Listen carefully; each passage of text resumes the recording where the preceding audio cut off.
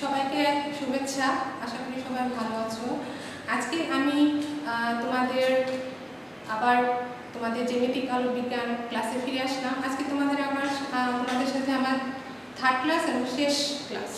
আজকে তোমাদের জ্যামিতিক আলোক বিজ্ঞানের কিছু জটিল জিনিস বুঝিয়ে তারপর আমি ক্লাসের ইতি টানবো। আজকে দেখো, আমি তোমাদের প্রথমেই বলতেছি, তোমাদের জটিল অনুবীক্ষণ যন্ত্র দিয়ে আজকে আমি শুরু করবো তোমাদের সাথে। দেখো, এখানে আমি একটা ফিগার এঁকেছি। এখানে অভিলক্ষ এবং অভিনেত্র নামে দুটা লেন্স রাখা আছে। অভিলক্ষ মানে হচ্ছে যেখানে আমার বস্তুটা রাখা হয়, অর্থাৎ এটা হচ্ছে এই বস্তু, অর্থাৎ যে লেন্সের যে পাশে বস্তুটা রাখা হয় সেই লেন্সটাকে বলা হচ্ছে অভিলক্ষ লেন্স। আর যেখানে গিয়ে যেদিক দিয়ে আমি মানুষ চোখ দিয়ে দেখে যেখানে বিম্ব ঘটিত হবে সেটা হচ্ছে অভিনেত্র। তার মানে কি ওই দিক দিয়ে ওই লেন্স দিয়ে আমি দেখবো, তার মানে ওইটা হচ্ছে অভিনেত্র লেন্স। তার মানে এখানে জটিল অনুবীক্ষণ যন্ত্রে আমি কি করতেছি, অভিলক্ষ এবং অভিনেত্র নামে দুইটা লেন্স আমি রাখতেছি। এখানে দেখো কি হচ্ছে, আমি একটা সোজা একটা বস্তু এখানে রাখলাম। এখান থেকে দুটো রশ্মি বের হয়ে যাওয়ার পর এখানে একটা বাস্তব বিম্ব প্রথমে গঠন করলো। সেই বাস্তব বিম্বটা উল্টো ছিল, অর্থাৎ এটা সোজা ছিল আর এটা বাস্তব বিম্বটা উল্টো। এটা গঠিত হওয়ার পর যখন আমি অভিনেত্রে আমরা চোখ রাখি, সেইখান থেকে দেখা যায় কি আমার এই বাস্তব বিম্ব থেকে আবার দুইটা রশ্মি বের হয়ে পিছনের দিকে যদি আমি আগায় দেওয়া হয়, যে পিছনের দিকে যদি আমি আগিয়ে দিই, তাহলে দেখা যাবে কি এখানে এই রশ্মি দুইটা এই জায়গায় একটা ফাইনাল বিম্ব তৈরি করতেছে এবং সেটা বিবর্ধিত বিম্ব। তার মানে কি আমার অভিনেত্রের জন্য বাস্তব যে বিম্বটা গঠিত হচ্ছে সেটা অভিনেত্রের জন্য, এখানে যে বাস্তব বিম্বটা গঠিত হচ্ছে এটা অভিলক্ষের জন্য কি ছিল, বাস্তব বিম্ব ছিল, কিন্তু অভিনেত্রের জন্য এটা ছিল অবাস্তব লক্ষ্য বস্তু। অভিনেত্রের জন্য ওটা ছিল অবাস্তব লক্ষ্য বস্তু। তার মানে এটাকে আমি বলতে পারি অভিনেত্রের জন্য অবাস্তব লক্ষ্য বস্তু। ঠিক আছে, এখন এখান থেকে আমরা কি বের করতেছি, এখানে দেখো আমাদের এখানে কিন্তু চারটা জিনিস কিন্তু মার্ক করা আছে। একটা হচ্ছে ইউও, অর্থাৎ ইউ মানে হচ্ছে বস্তু থেকে অভিলক্ষ লেন্সের যে দূরত্বটা, সেটা নাম দেওয়া হচ্ছে ইউও। যেহেতু আমরা অভিলক্ষকে আমরা সাধারণত অবজেক্টিভ হিসেবে ধরি, তাহলে এখান থেকে ইউও। তারপর হচ্ছে এটা হচ্ছে এতটুকু দূরত্ব হচ্ছে, যেহেতু এটা অভিনেত্রের জন্য অবাস্তব লক্ষ্য বস্তু বাট অভিলক্ষের জন্য বাস্তব প্রতিবিম্ব, সেই কারণে প্রতিবিম্বের দূরত্ব এখানে ধরা হচ্ছে ভিও। এই যে এতটুকু হচ্ছে ভিও। ওকে, অর্থাৎ এখান থেকে এতটুকু হচ্ছে ভিও। এখন দেখো এখানে আমার ভিই যেটা আছে এটা কি, এটা হচ্ছে আমার ভিই, বাট ইউ কতটুকু ধরে নিছি, এই যে এটা এতটুকু কেন ধরলাম, কারণ যে আমি আগেই বলে নিছি অভিনেত্রের জন্য এটা হচ্ছে অবাস্তব লক্ষ্য বস্তু, এই কারণে এটা হচ্ছে ইউ। আর ফাইনাল যে আমার প্রতিবিম্বটা গঠিত হলো এটা উল্টা, এটা এখান থেকে এতটুকু দূরত্ব, এটার নাম হচ্ছে ভিই। আর এটা কিন্তু অবশ্যই নেগেটিভ হবে, বাট এগুলো পজিটিভ কেন হবে, কারণ এটা যদি পজিটিভ হয় তাহলে এটাও পজিটিভ আর এটাও পজিটিভ, কারণ এটা থেকে এটা আসছে বাস্তব লক্ষ্য বস্তু হিসেবে আসছে, কিন্তু এখানে অভিনেত্রের জন্য এটা হচ্ছে অবাস্তব লক্ষ্য বস্তু। এখান থেকে এটা আমি যখন আরেকটা পেলাম, ফাইনাল যে বিম্বটা পেলাম, সেটা কিন্তু অবাস্তব। কেন অবাস্তব, কারণ আমি দুইটা রশ্মিকে পিছনের দিকে ঘিরে দেওয়ার পরে কিন্তু এটা গঠিত হয়েছে, দুইটা রশ্মিকে পিছনের দিকে বাড়িয়ে দেওয়ার পর কিন্তু এটা গঠিত হয়েছে, এই কারণে এটা হচ্ছে নেগেটিভ। তার মানে একটা শুধুমাত্র নেগেটিভ থাকবে। এখন আমাদের কাজ কি, জটিল অনুবীক্ষণ যন্ত্রের দ্বারা কাজ কি, আমি ঠিক এই জটিল অনুবীক্ষণ যন্ত্রের ফিগারটা বুঝে নিলাম যে কিভাবে আলো রশ্মি দিয়ে বাস্তব প্রতিবিম্ব অবাস্তব প্রতিবিম্ব গঠিত হচ্ছে। এখন কথা হচ্ছে এখানে আমার কাজটা কি, কাজটা হচ্ছে আমি কতটুকু বস্তু বিবর্তন হচ্ছে, লক্ষ্য বস্তু থেকে প্রতিবিম্ব কতটুকু বিবর্তিত হচ্ছে সেটাই বের করা। এখন দেখো বিবর্তন বলতে আমরা কি বুঝি, যে প্রতিবিম্বের আকার আর লক্ষ্য বস্তুর আকারের যে অনুপাত বা দৈর্ঘ্যের যে অনুপাত, সেটা হচ্ছে আমার বিবর্তন। এখন যৌগিক অনুবীক্ষণ যন্ত্রে প্রতিবিম্ব যেহেতু দুইবার বিবর্তিত হয়, জটিল অনুবীক্ষণ যন্ত্রে যেহেতু প্রতিবিম্ব কয়বার হচ্ছে বিবর্তিত, দুইবার বিবর্তিত হচ্ছে, তাহলে প্রথমে অভিলক্ষ দ্বারা এবং পরে অভিনেত্র দ্বারা। তাহলে এখানে প্রথমে কি হচ্ছে, অভিলক্ষ দ্বারা একবার বিবর্তিত হয়েছে, বড় হয়েছে, তারপরে আবার অভিনেত্র দিয়ে যখন আমি দেখলাম, দেখার পর সেটা আরো বড় হয়ে গেছে। তার মানে কি অভিলক্ষ দ্বারা যদি দ্বিগুণ বিবর্তিত হয়, সেখান থেকে আবার আরো দ্বিগুণ বিবর্তিত হবে অভিনেত্রের দ্বারা, তার মানে মোট 4 গুণ। তাহলে মোট বিবর্তনকে আমি কি লিখতে পারি, মোট বিবর্তনকে আমি লিখতে পারি, মোট বিবর্তন m সমান লিখতে পারি কি, যেহেতু m ও আমি বলতে পারি অভিলক্ষের জন্য আর অভিনেত্রের জন্য হচ্ছে m e আইপিস। এমপি কেন বলা হয়? অভিনেত্রীর ইংলিশ হচ্ছে আইপিএস। তো এখান থেকে এমও ক্রস এমপি ইনটু এমই অর্থাৎ দুইটার গুণফলের সমষ্টি সমান এমও ইনটু এমই। এখান থেকে এখন আমরা দেখব যেহেতু আমাদের বিবর্তনের সংজ্ঞা অনুসারে আমরা বলছিলাম m - v/u, তাহলে এখান থেকে দেখব অভিনেত্র অভিলক্ষ দ্বারা অথবা হচ্ছে অভিলক্ষ দ্বারা কতটুকু বিবর্তিত হয়। অভিলক্ষ দ্বারা বিবর্তনের পরিমাণ কত? তাহলে অভিলক্ষ দ্বারা বিবর্তন কতটুকু হবে? এটাকে mও ধরে নিছি, তাহলে m সমান মাইনাস কি হবে? যেহেতু uo আর vo আছে তার মানে কি vo/uo। এটা হচ্ছে অভিলক্ষ দ্বারা বিবর্তিত। তারপরে হচ্ছে অভিনেত্র কর্তৃক বিবর্তিত পরিমাণ কতটুকু?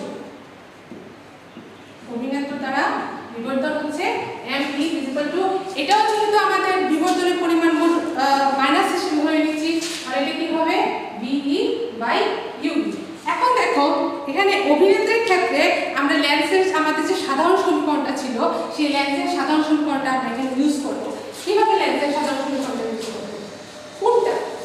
দেখো এখানে কিন্তু একটা জিনিস আসতেছে, এটা হচ্ছে ল্যান্সের সাধারণ সমীকরণ কোনটা ইউজ করব? এই যে 1/f = 1/v + 1/u।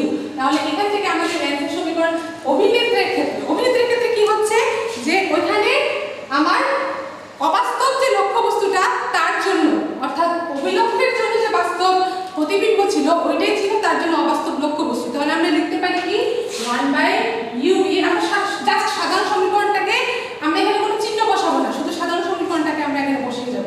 ঠিক আছে, 1+uv + 1/v = 1/fe। f এটা এখানে কি হচ্ছে? ফোকাস দূরত্ব। কোত্থেকে?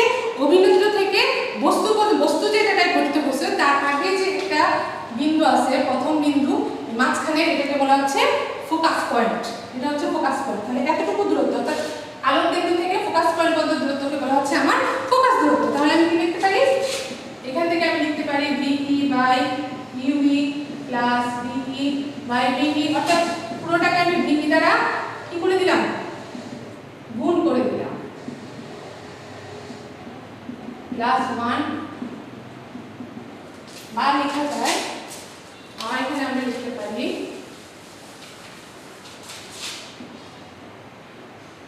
যেহেতু আমার কি লাগছে আমার অভিনেত্রী দ্বারা বিবর্তনটা কি ছিল -ve/uv ছিল, তাহলে আমি এখানে মাইনাস রূপ হিসেবে নিয়ে আসব।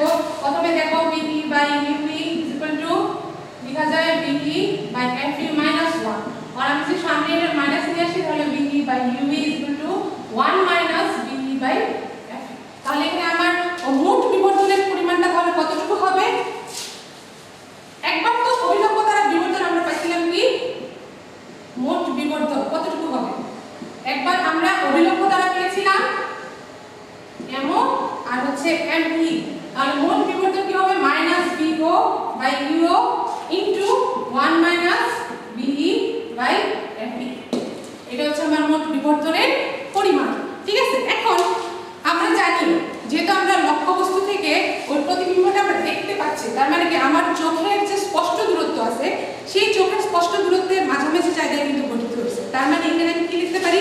চোখের স্পষ্ট দূরত্বের ন্যূনতম দূরত্ব যেটা d, এই d যদি হয় তাহলে আমরা প্রতিবিম্ব ওই দূরত্বে যদি গঠিত হয় তাহলে এই যে ve টা আছে এই ve সমান আমরা লিখতে পারি কি? এখানে লিখি এই ve সমান আমরা লিখতে পারি -d।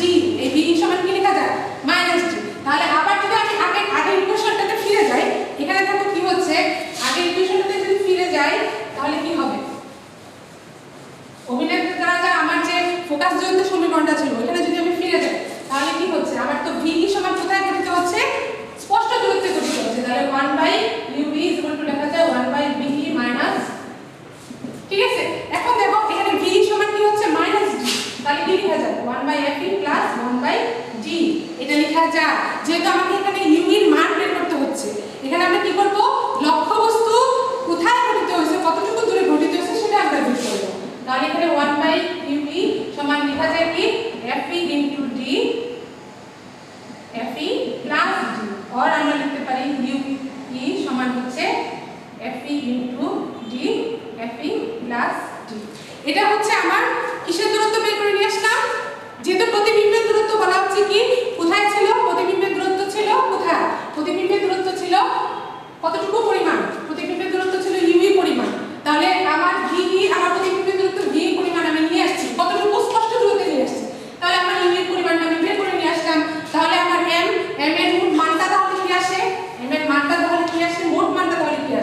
তাহলে এখানে আমি ওইভাবে লিখতে পারি, স্পষ্ট দূরত্বের মধ্যে লিখতে পারি যে মাইনাস বিও বাই ইউও ইনটু কি, যেহেতু n সমান হচ্ছে আমার কিসের মান 1 প্লাস এখানে 1, এখানে n এর মানটা আমার কি আসছে 1 প্লাস g বাই f।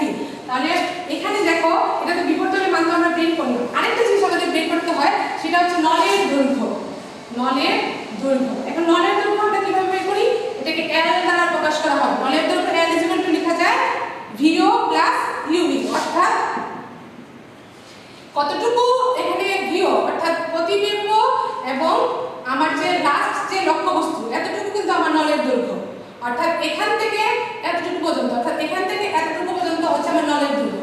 তাহলে আমি কি লিখতে পারি VO প্লাস UV। আর VO সমান আমরা কি পেয়েছি, VO সমান আমরা কি পেয়েছি, যেহেতু VO সমান এখানে কিন্তু আমরা চোখের স্পষ্ট দূরত্বে আমাদের গঠিত হয়েছে, তাহলে এখানে আমার VOটা থাকলো, এখান থেকে V ছিল আমার স্পষ্ট দূরত্বে প্লাস FE। এখন আমাদের sorry VO plus UV, VO plus UV, sorry VO plus UV।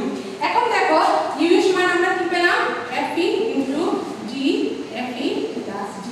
তাহলে এই সমীকরণটাই হচ্ছে আমার মেইন সমীকরণ, নলের দৈর্ঘ্যকে বের করা, এই সমীকরণটাই হচ্ছে মেইন সমীকরণ। তাহলে জটিল ঘনীভূষণ যন্ত্রে আমরা কি করলাম, অবশ্যই নলের দৈর্ঘ্য কতটুকু বের করতে হবে এবং বিবর্তন কতটুকু সেটা বের করে নিয়ে আসতে হবে। তাহলে আশা করি তোমরা জটিল ঘনীভূষণ যন্ত্র বুঝে ফেলছো। এখন আমি তোমাদেরকে এখান থেকে চলে যাব, আমরা প্রিজমে চলে যাব, কারণ আমার অভিলক্ষ্য এবং অভিনেত্র দ্বারা যে লেন্সের দূরত্ব সেটা কিন্তু আমি বুঝে ফেলছি। এখন আমরা কোথায় চলে যাব, প্রিজমে চলে যাব। এখন প্রিজমের কাজ কি, প্রিজম হচ্ছে আমাদের দুটি যে কোনো একটা সমতল পৃষ্ঠ দ্বারা সীমাবদ্ধ একটা প্রতিসারক মাধ্যম হচ্ছে প্রিজম। অর্থাৎ প্রিজমটা আমরা অনেক সময় যখন আমরা আঁকি তখন প্রিজমটা কিন্তু এরকম থাকে, তার যে প্রতিসারক পৃষ্ঠগুলো এগুলো কিন্তু সামনে থাকে। এখান থেকে তখন কি হচ্ছে, কিভাবে প্রতিসরিত হয় আলোটা, কিভাবে প্রতিসরিত হয় আগে আমাকে এটা দেখতে হবে। দেখো আলোটা কিভাবে প্রতিসরিত হয়, তোমাদের ফিগার কেটে বুঝিয়ে দিই। PQ RS,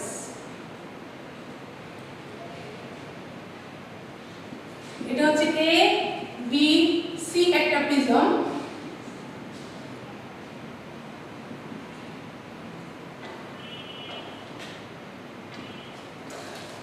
ঠিক আছে,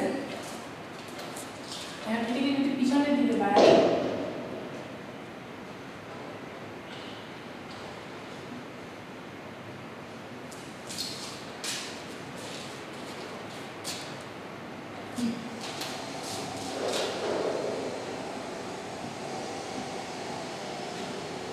আর এই জিতে একটা কোণের সৃষ্টি হয়েছে, কোণের নাম দিলাম। ওকে, তাহলে এখানে দেখো কি হচ্ছে, এর ABC একটা প্রিজম, এই প্রিজমে দুইটা প্রতিসারক পৃষ্ঠ AB আর AC। এখানে কি হচ্ছে দেখো, PQ আপতিত রশ্মি অবিলম্ব থেকে এখানে কি হচ্ছে, এদিক দিয়ে QR পরিমাণ সে কি হয়ে যাচ্ছে, অবিলম্বের দিকে বেঁকে আসছে। অবিলম্ব কিন্তু এটা অ্যান্টো, QR হচ্ছে অবিলম্বের দিকে বেঁকে আসছে। তারপরে সে কিন্তু কি করলো, AC পৃষ্ঠে আপতিত হয়ে তারপরে আবার সে কি হলো, RS পথে বের হয়ে গেল। তার মানে কি এখানে আমার তিনটা ঘটনা ঘটছে, একটা হচ্ছে আপতিত হইল রশ্মি, তারপর হচ্ছে অবিলম্ব থেকে দূরে সরে গিয়ে আবার প্রতিসরিত হলো, তারপরে আবার কি হলো, নির্গমন হয়ে গেল, RS পথে কি হয়ে গেল, নির্গমন হয়ে গেল। তাহলে এখানে দেখো এই যে প্রিজমটা কিন্তু কাচ মাধ্যম, এই প্রিজমটা হচ্ছে কাচ প্রিজম। তাহলে এখানে তোমার তার দুইটা পৃষ্ঠ যেটা আছে AB আর AC, এগুলাকে বলা হচ্ছে দুইটা প্রতিসারক পৃষ্ঠ। আর BC হচ্ছে তার ভূমি, আর A হচ্ছে প্রিজম কোণ, এটাকে নাম দেওয়া হয়েছে প্রিজম কোণ, কারণ দুইটা প্রতিসারক পৃষ্ঠ যেখানে মিলেছে সেই নামটাকে বলা হচ্ছে প্রিজম কোণ। এখন দেখো ধরা যাক আমি যেটা বললাম, PQ রশ্মি AB পৃষ্ঠে Q বিন্দুতে হালকা থেকে গণমাধ্যমে আপতিত হওয়ার অবিলম্ব থেকে সরে QR পথে প্রতিসরিত হয়। আবার QR রশ্মিটি AC তলের আর বিন্দুতে ঘন থেকে আবার হালকা মাধ্যমে যখন যাচ্ছে তখন কি হচ্ছে, আবার অবিলম্বের কাছে সরে আসছে, তখন কি হচ্ছে, সে RS পথে বের হয়ে যাচ্ছে। এবার PQ আপতিত রশ্মি, QR প্রতিসরিত রশ্মি এবং RS হচ্ছে নির্গত রশ্মি। এখন যদি প্রিজমটি না থাকতো তাহলে কি হতো, তখন সেই PQ যে রশ্মিটা আছে সেটা কি হতো, PQGH পথে চলে যেত, অর্থাৎ সরাসরি এদিক দিয়ে চলে যেত, PQGH পথে চলে যেত। যদি প্রিজমটা না থাকতো তাহলে সে কি হতো, প্রিজমের যদি ওই পৃষ্ঠটা না থাকতো তাহলে PQGH পথে সরাসরি চলে যেত। কিন্তু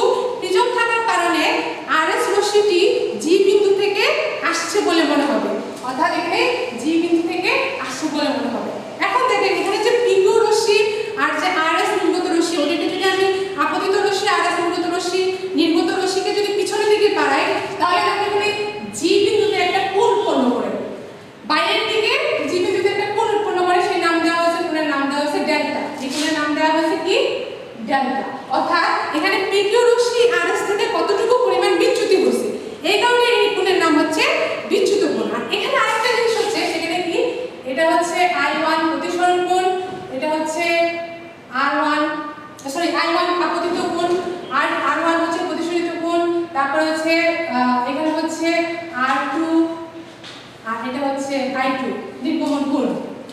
ঠিক আছে, R2 হচ্ছে সেকেন্ড পৃষ্ঠের জন্য এটা আপতন কোণ, বা সেকেন্ড পৃষ্ঠের জন্য আমি বলতে পারি প্রতিসরণ কোণ।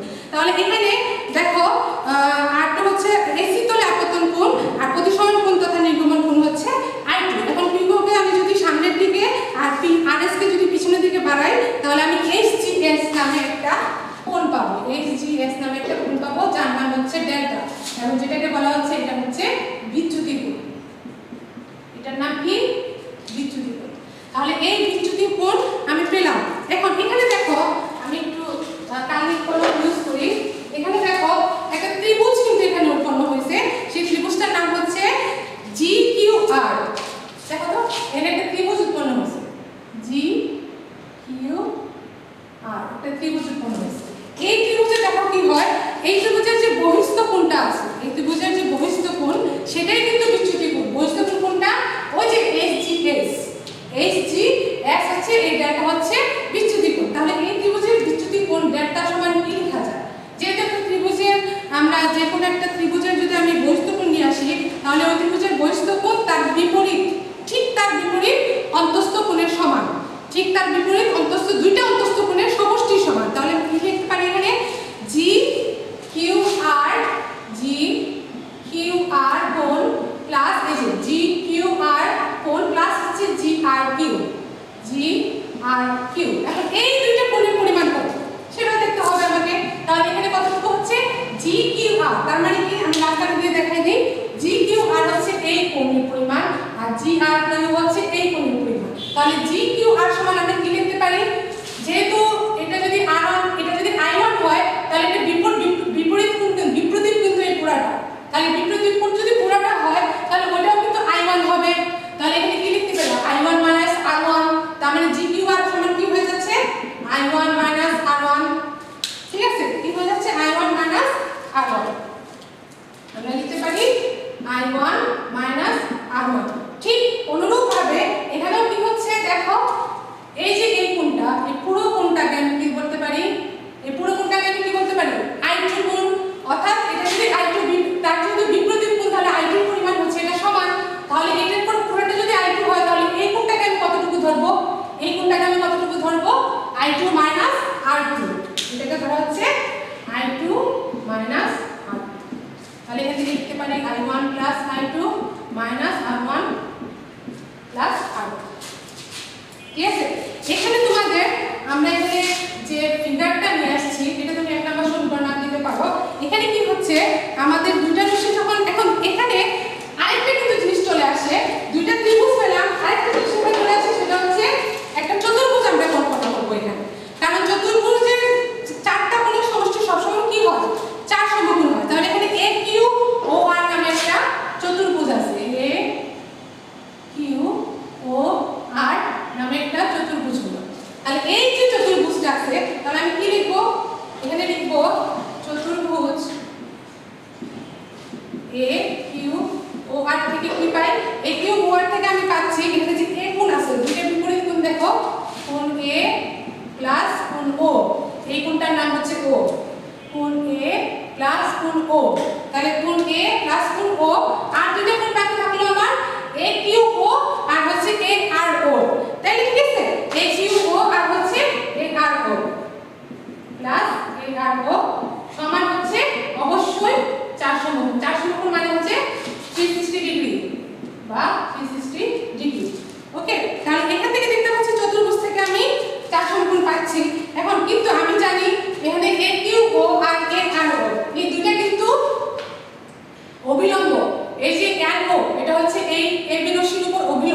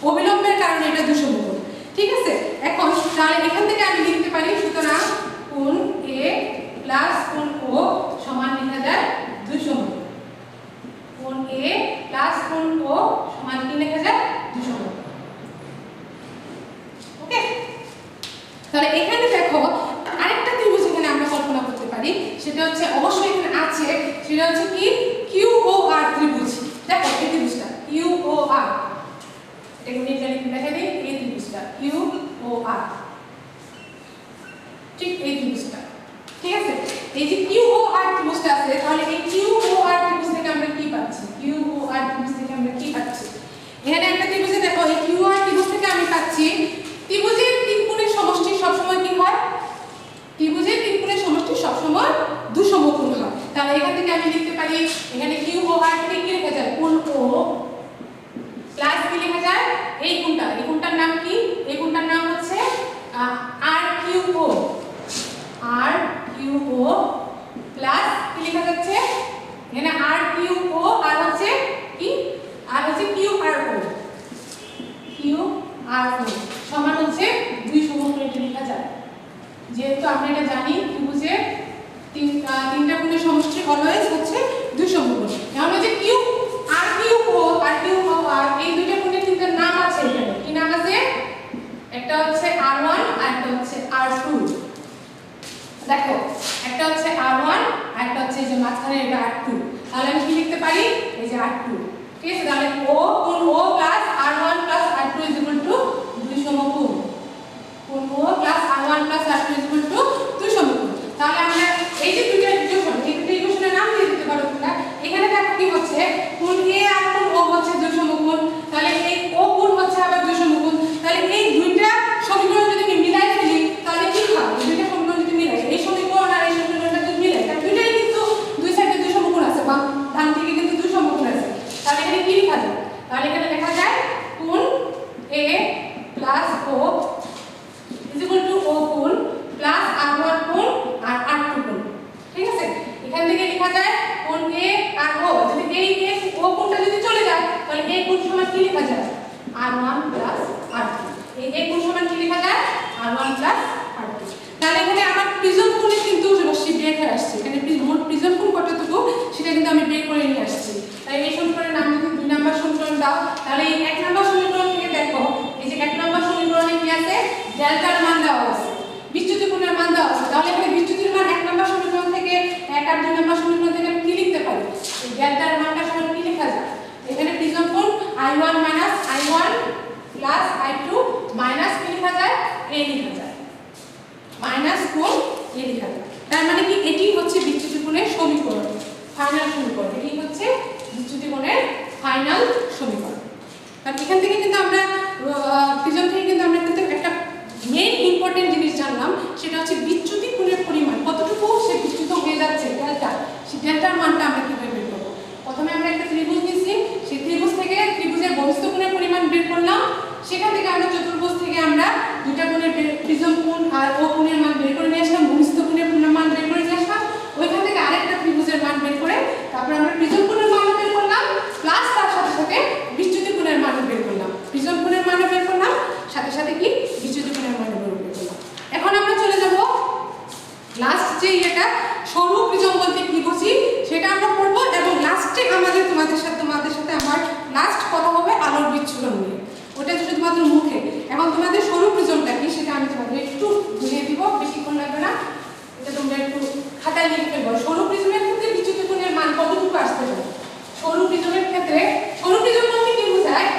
যে প্রিজম কোণের মান প্রিজম কোণটা খুবই ছোট, 60 ডিগ্রির মতো, সেটাকে বলা হয় সরু প্রিজম। অর্থাৎ কোন প্রিজমের প্রতিসারক কোণ যেটা আছে, প্রতিসারক কোণ মানে হচ্ছে যে R1 যেটা আছে, সে R1 টার মান যদি 60 ডিগ্রি বা তার চেয়ে কম হয় তাহলে সেটাকে বলা হবে কি সরু প্রিজম। তাহলে একটি সরু প্রিজমের ক্ষেত্রে, তোমার একটা সরু প্রিজমের ক্ষেত্রে কি হয়, তার উপর যদি ক্ষুদ্র কোণের রশ্মি আপতন কোণ, যদি ক্ষুদ্র কোণের রশ্মি আপতিত হয় তাহলে এখানে কি হবে? বিচ্যুতি কোণের মান কিন্তু আপতন কোণের উপর নির্ভর করবে না। তখন কিন্তু বিচ্যুতি কোণের মানটা কার উপর নির্ভর করছিল? ডেল্টা থেকে আমরা এখান থেকে কি পাইছি? I1 প্লাস I2 মাইনাস কি ছিল? প্রিজম কোণ ছিল, ঠিক আছে। এখান থেকে আমরা কিন্তু বুঝতেছি কি প্রিজমের সাথে বিচ্যুতি কোণের যে বিচ্যুতি কোণের মানটা আছে সেটা কার উপর নির্ভর করতেছে? সেটা নির্ভর করতেছে আপতন কোণের উপর। কিন্তু সরু প্রিজমের ক্ষেত্রে কি হচ্ছে, যেহেতু প্রতিসারক কোণ 60 ডিগ্রি, তাহলে 6 ডিগ্রির কম, তাহলে এখানে আপতন কোণটা যখন আরো ক্ষুদ্র কোণে আপতিত হবে তখন কি হবে? ক্ষুদ্র কোণে আপতিত হবে যখন আপতিত রশ্মি, তখন কি হবে? দেখা যাবে তার যে ইয়েটা আছে, বিচ্যুতি কোণের মানটা আছে, সেটা অবশ্যই আপতন কোণের উপর নির্ভর করবে না,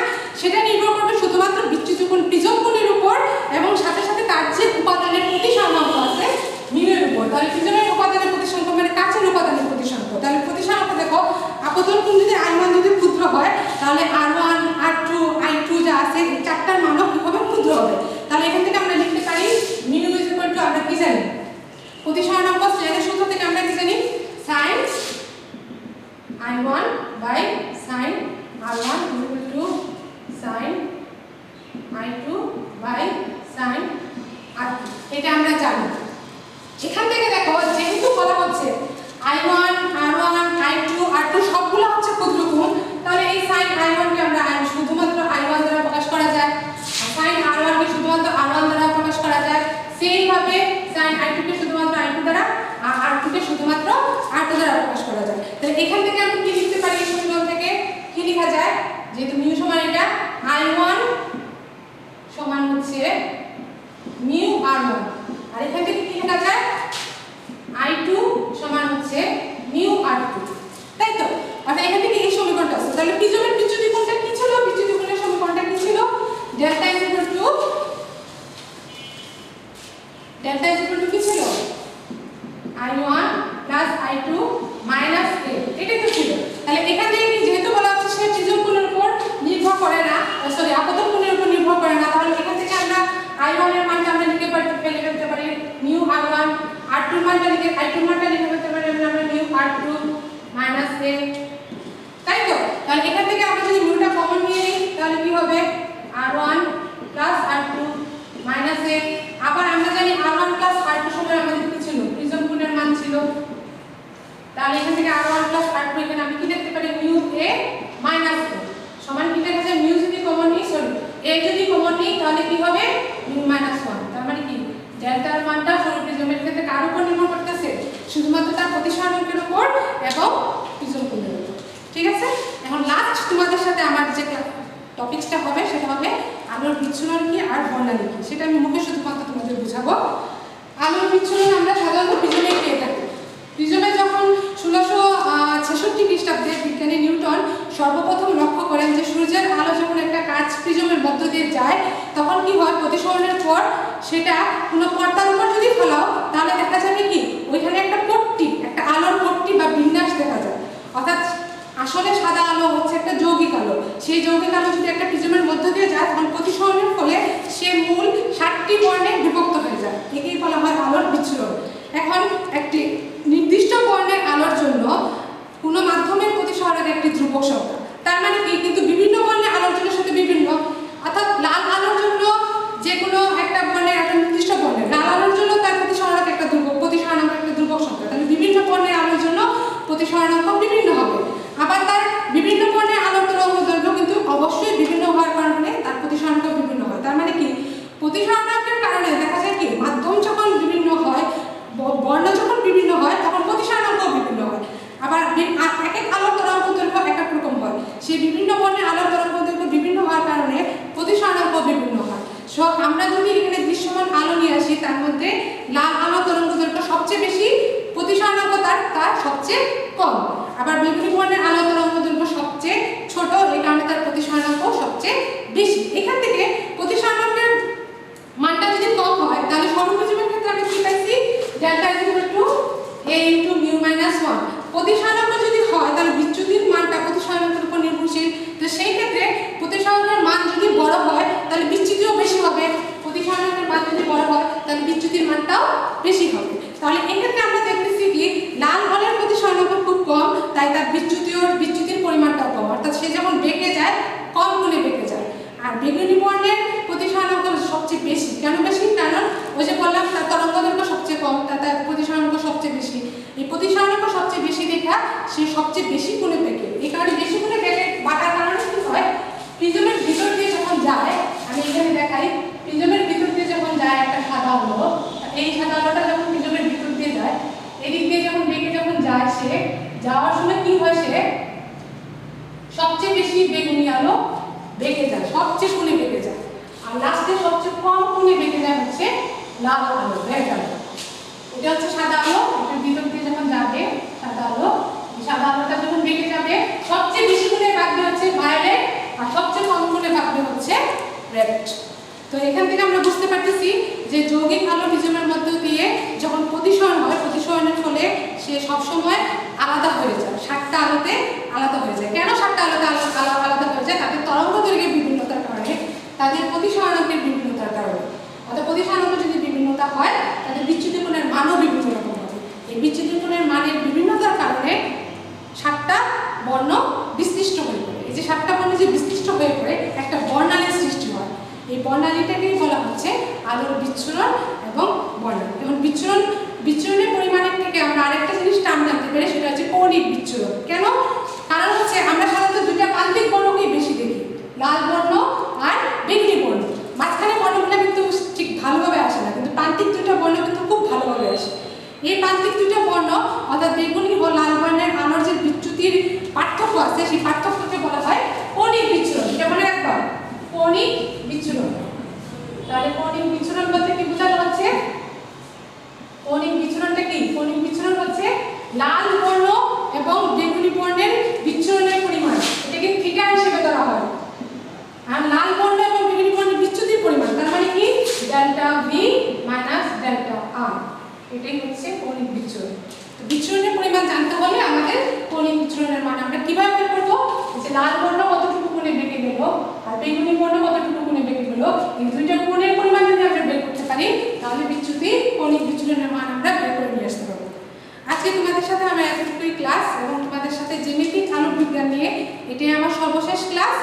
সবকিছু মোটামুটি আমি মোটামুটি সবকিছুই এখানে বুঝিয়ে দিয়েছি। এখন অবশ্যই তোমরা এই করোনা পরিস্থিতির মধ্যে ভালো থাকবে, সুস্থ থাকবে এবং যা আমি বুঝিয়েছি তার মধ্যেই তোমরা পড়াশোনা করে যতটুকু পারো নিজের মতো করে বুঝে পড়াশোনা করে শেষ করে ফেলবে এবং ভালো থাকবে, সুস্থ থাকবে, এই দোয়া কামনা করি। সবাই সুস্থ থাকো, ভালো থাকো। খুদা হাফেজ।